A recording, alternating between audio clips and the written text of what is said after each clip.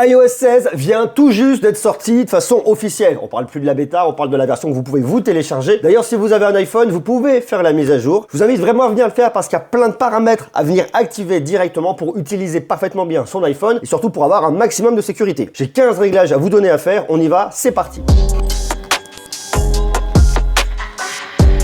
On va commencer directement ici, venez voir, au niveau de la confidentialité et de la sécurité. Ça se passe juste là. On va commencer par le menu suivi. Dans le suivi, autoriser les demandes de suivi des apps. Autoriser les apps à vous demander la permission de suivre votre activité dans les applications. Ce qui va se passer, c'est que lorsque vous l'aurez autorisé, vous allez avoir toute une liste d'applications et voir les applications qui vous suivent. Comme ça, vous avez un œil, vous pouvez désactiver à tout moment et vous êtes quand même relativement peinard. Autre truc super intéressant, il faut que vous veniez juste ici, tout en bas, dans le rapport de confidentialité des apps. Il faut vraiment venir l'activer. Alors le rapport de confidentialité des apps, il est extrêmement important parce que vous allez voir quelles sont les applications qui vous suivent. Enregistrement des données, accès à vos capteurs, activité en ligne, bref, vous saurez tout. Venez l'activer. Alors moi je l'avais désactivé, mais une fois que vous l'aurez activé, vous aurez une liste complète de toutes les applications qui viennent vous suivre et vous saurez exactement ce qui se passe sur votre iPhone. Comme ça, après, vous pourrez venir désactiver l'accès à certaines apps, vous maîtrisez votre confidentialité et ça c'est quand même super important. On revient ensuite sur son menu général et on va dans notifications. Alors là, il y a une nouveauté sur iOS 16 qui est vachement bien, c'est la façon dont vont venir s'afficher vos notifications. Vous avez 3 paramètres possibles. Alors moi je vous montre ma notification. Sur iOS 16, les notifications arrivent par en bas. Ça c'est très chouette, ça change un peu et ça évite surtout de l'avoir directement sur le haut parce que ça venait bouffer votre heure. Comme ça vous avez vos notifications qui sont juste en bas. Alors vous voyez, hop là, j'en ai 2. J'ai mon train dans quelques heures, faut que je me dépêche. Et puis j'ai l'enregistrement de l'écran qui vient de s'arrêter parce que j'ai switché et je suis venu ici. Grâce à iOS 16, on peut venir choisir la façon dont vont s'afficher les notifications sur votre iPhone. Si vous choisissez nombre, vous allez juste avoir le nombre de notifications. Si vous choisissez pile, vous aurez toutes les notifications en un seul et même endroit. Vous cliquez dessus, ça les déroule, vous êtes peinard. Ou alors liste, vous allez avoir toutes vos notifications les unes au-dessus des autres. Ça prendra le plus de place. Moi, je préfère pile. Moi, il y a un truc qui m'embête très souvent avec mon iPhone. Lorsque je suis en train de passer un coup de fil et j'appuie sur mon bouton, eh bien ça raccroche. Ça me fait péter un plomb. Donc, on peut venir désactiver. Je vous montre comment il faut faire. Vous venez dans Accessibilité.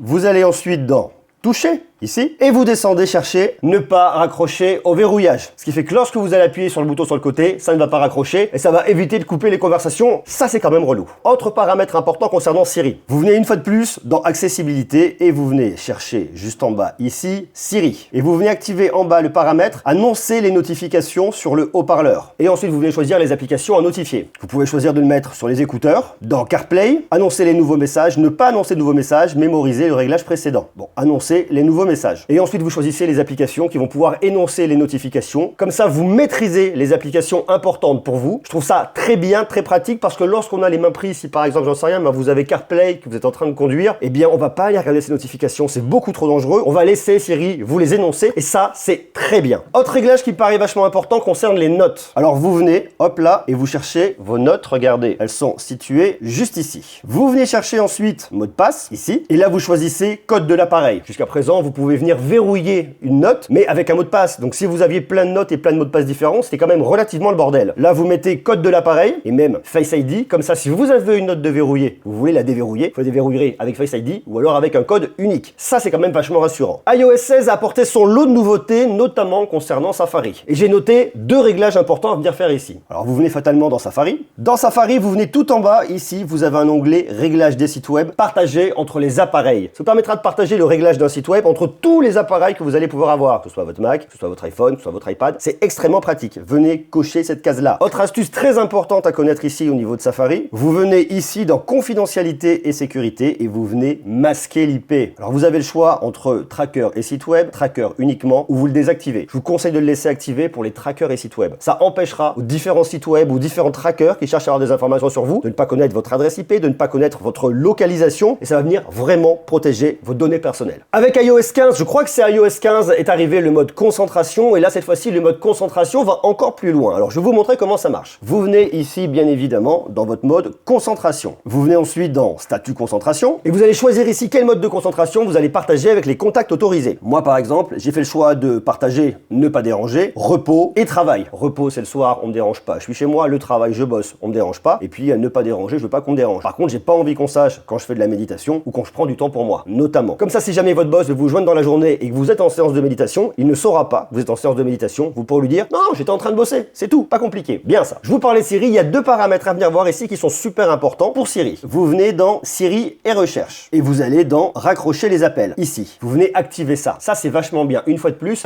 lorsque vous êtes en mobilité en train de vous déplacer. Pourquoi? Imaginez, vous êtes en voiture, vous avez CarPlay ou votre smartphone qui est posé sur un côté et vous téléphonez avec les haut-parleurs de la voiture, pas des écouteurs, pas à la main, ça c'est dangereux, on le fait pas. Et vous voulez raccrocher, sauf que vos mains sont sur le volant et vous n'allez pas bien toucher votre téléphone. Vous dites juste, raccrocher. Comme ça, Siri va venir raccrocher la conversation directement et vous avez les mains libres, vous êtes en toute sécurité. Autre paramètre qui me paraît quand même plutôt pas mal, vous venez ici dans l'envoi automatique des messages. Vous savez, lorsque vous avez vos écouteurs et que vous dictez un message, Siri va vous demander envoyer le message A. Alors si vous voulez pas passer par cette phase-là, que vous voulez que ça parte directement, vous cochez cette case, comme ça Siri l'enverra directement sans vous demander une confirmation d'envoi. Ça pourra venir s'appliquer à vos écouteurs ou à CarPlay, c'est-à-dire tous les moments où vous n'aurez pas votre smartphone dans la main. Je trouve ça quand même vachement pratique. Autre paramètre qui me paraît vachement important au niveau des mails, notamment au niveau du délai d'envoi. Je sais pas si ça vous est arrivé, vous êtes en train de taper un email et vous faites pas exprès, vous envoyez l'email, il part et merde, on peut pas l'arrêter. Alors il existe certains logiciels, certaines solutions où on peut venir annuler ça. On ne pouvait jusqu'à présent pas le faire dans Mail et enfin Apple est venu corriger ce problème. Très simple, vous venez ici dans Mail et vous allez tout en bas dans délai d'annulation de l'envoi. Et là vous choisissez un délai. Soit pas de délai, je ne vous conseille pas de faire ça, soit 10 secondes, ce qui est quand même déjà pas mal, 20 secondes ou 30 secondes. Ça dépend de vous, si vous êtes extrêmement précautionneux. Pour moi 10 secondes ça ira bien, vous verrez déjà si l'email est en train de partir, vous l'annulez, vous pouvez continuer à le taper, le modifier, l'éditer et ça c'est très rassurant, vraiment, je vous l'assure. Il y a un autre élément qui est extrêmement important dans Mail, c'est la confidentialité. Vous venez dans protection de la confidentialité et vous venez activer ça, protéger votre activité dans Mail. Comme ça, Mail va venir cacher votre adresse IP, on ne connaîtra pas votre localisation, ça va venir vous protéger et éviter que vous soyez traqué par des emails non désirés. Et là, il y en a aussi un paquet. Allez, autre astuce et pas des moindres, on arrive à la fin. Vous venez ici dans son et vibration. Une nouveauté est arrivée avec iOS 16 au niveau du retour clavier. Vous venez ici. Vous avez le choix, lorsque vous tapez sur votre clavier, d'avoir soit le petit bruit, tac, tac, tac, tac, tac, d'entendre ce qui se passe. À la place de ça, moi, j'aimais pas particulièrement ce truc. Généralement, je coupais tout, je tapais, j'avais pas de bruit, bon, ça m'allait bien. Et maintenant, ils sont venus activer le retour par vibration, c'est-à-dire que c'est un retour haptique. Lorsque vous allez venir taper sur votre clavier, vous allez sentir un petit retour sous votre doigt. Vous voyez, lorsque je suis en train de taper ici, je sens quelque chose sous mon doigt. Et je dois vous assurer qu'au début, ça paraît un peu bizarre d'avoir ce petit truc-là sous le doigt. On se dit, c'est quoi ce truc? Et en fait, on s'y habitue très bien et on a un vrai retour. On sent à quel moment on est en train de taper. Et je trouve ça franchement pas mal. Et un dernier paramètre à connaître ici dans son et vibration, qui vient de faire son apparition, dans le commuteur sonnerie-silence, vous pouvez choisir, lorsque vous switchez, vous voyez, sur le côté, d'avoir des vibrations lorsque vous êtes en mode sonnerie ou en mode silence. Alors moi, ce que je vous conseille, c'est de mettre uniquement les vibrations en mode silence. C'est-à-dire que votre téléphone va vibrer sur votre table, vous serez alerté, puisque en mode sonnerie, il sonne. Vous êtes déjà alerté, donc il n'y a pas besoin de rajouter des vibrations par-dessus. Donc ce que j'ai fait, moi, j'ai désactivé les vibrations en mode sonnerie et j'ai activé les vibrations en mode silence. Ça me paraît logique. D'ailleurs, je sais pas ce que vous en pensez, dites-le moi en bas dans les commentaires. Voilà pour ces quelques nouveautés à connaître ici sur iOS 16. Alors il y en a d'autres des nouveautés. Si vous avez déjà installé iOS 16, vous avez vu que vous avez notamment une petite recherche en bas, des nouveaux fonds d'écran. Bref, iOS 16 apporte son lot de nouveautés. Ça, c'était les paramètres qui me semblaient être importants en termes de confidentialité, en termes d'expérience sur son smartphone. Si vous avez d'autres astuces, vous pouvez les marquer juste en bas dans les commentaires. Et puis je donne rendez-vous très bientôt pour continuer à parler tech, bien évidemment, d'Apple, mais pas que. Je vous embrasse, à bientôt. Ciao.